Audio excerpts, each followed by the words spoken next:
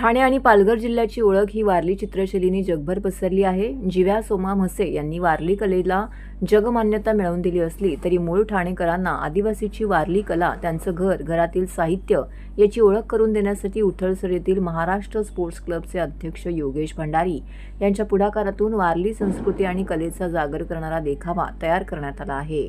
Maharashtra sports क्लबच्या वतीने गेली 53 वर्ष सार्वजनिक गणेशोत्सव साजरा करण्यात येत आहे। जनार्दन वैती यांनी या गणेशोत्सवाची स्थापना केली होती। योगेश भंडारी यांच्या अध्यक्षतेखालील गणेशोत्सव मंडळाचे पदाधिकारी सार्वजनिक गणेशोत्सवासह सामाजिक, शैक्षणिक आणि सांस्कृतिक आघाड्यांवरती काम करत आहेत।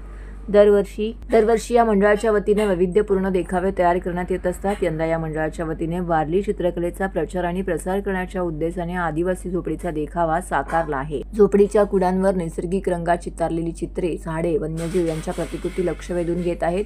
विशेष म्हणजे पूर्वीच्या काही आदिवासींच्या घरात असलेला प्रकाशासाठीचा टेंभा रात्रीच्या प्रकाशात अधिकच मनमोहक वाटत आहे।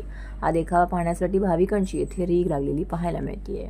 नमस्कार, माझं नाव विनोद वैती, मी मंडळाचा सरचिटणीस।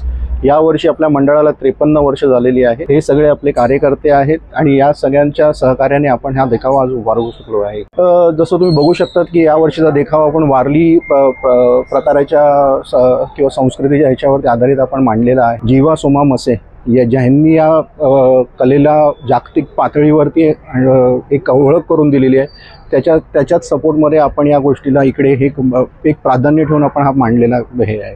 साधारणपणे आदिवासी जे ही आहे जात आहे, जी आपली रानावनात आपली फिरतात, त्यांचं जे राहणीमाणी आहे हे ॲक्च्युली या पिक्चर्समध्ये ते बघू शकतात तुम्ही करून, तेच आपण एक प्रेझेंट करायचा प्रयत्न केलेला आहे।